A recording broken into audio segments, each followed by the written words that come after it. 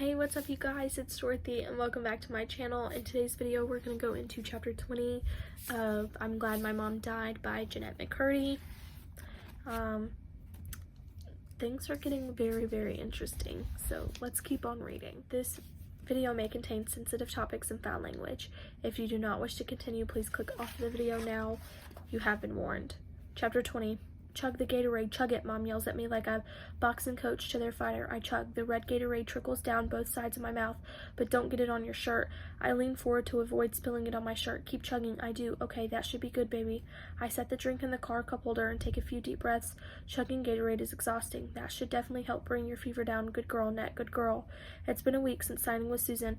I have a fever of 103 and a cold so bad it sounds like I'm pinching my nose when I talk, but Mom says it'll look comical if we cancel the first audition I get since signing, so here we are.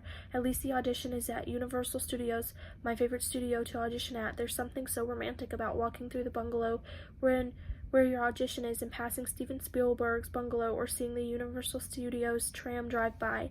It's the feeling of opportunity. I'm auditioning for a network crime show called Karen Cisco for the role of an 11-year-old homeless child named Josie Boyle. Mom debated wiping dirt on my cheeks for the audition, but ultimately decided against it because that's too over the top.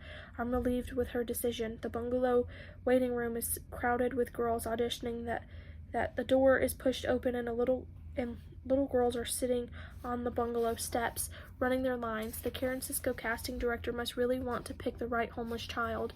During the hour or so that I'm waiting to get called in, Mom continues giving me Ricola cough drops and puts me into the restroom to run lines or chug some Gatorade and Tylenol. My eyes are hot with sickness at this point, but my body feels so sleepy and heavy. I just want to curl up in a ball, but I can't right now. There's work to do. Finally, my name is called, and I go into the cram casting office to audition. There's a part in the sides where my character has to snort, and I have so much snot built up in my nose that it catches and makes this long, disgusting, sinus-infected snort noise. The casting director doesn't seem to notice. She says I did a great job.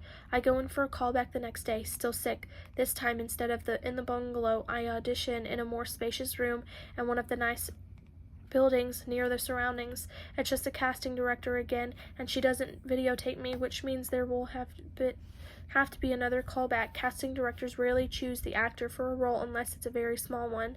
They typically do it narrowing down the process, and then producers and director decide on the person for the part. I get called in for a second callback a couple of days later on Friday.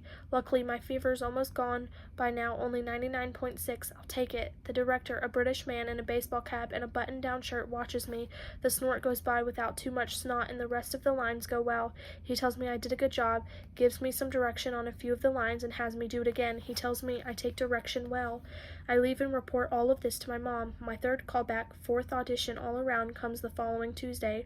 I've never had so many auditions for one episode role on a TV show, but apparently this role has been very tricky to cast, and they want to make sure they cast the right girl since it's a demanding guest lead upgrade from guest star. Opposite Carla Guino and Robert Foster. Mom found this information out from Susan, which made Mom repeatedly say what a good decision it was to sign with her. She knows things. She just knows things. I'm nervous at this fourth audition. I almost wish I were still sick because there was less room for nerves when I was sick. Sickness takes the edge off. It's down to me and two other girls. They both have bigger credits than me, which Mom whispers anxiously to me every 30 seconds as if there's anything I can do about it. Andrea Bowen's on Desperate Housewives. That show's doing very well, though I'm not sure why. Pretty hokey, if you ask me. I'm the last girl called in. I see the director again, and there's a camera in the room this time. He says they're going to tape the audition for the producers. I nod. You're quiet, huh? He asks.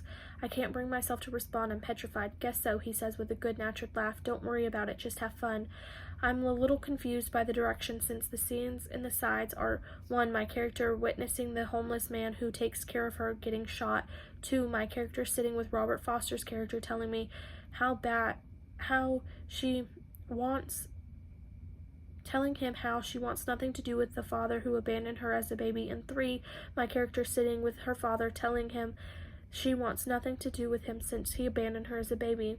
Where's the fun? I don't see any fun here. The 6-minute audition goes by in a blur. The director tells me I'm good, and he thinks I'll make make it in the business. I say thanks and leave the audition.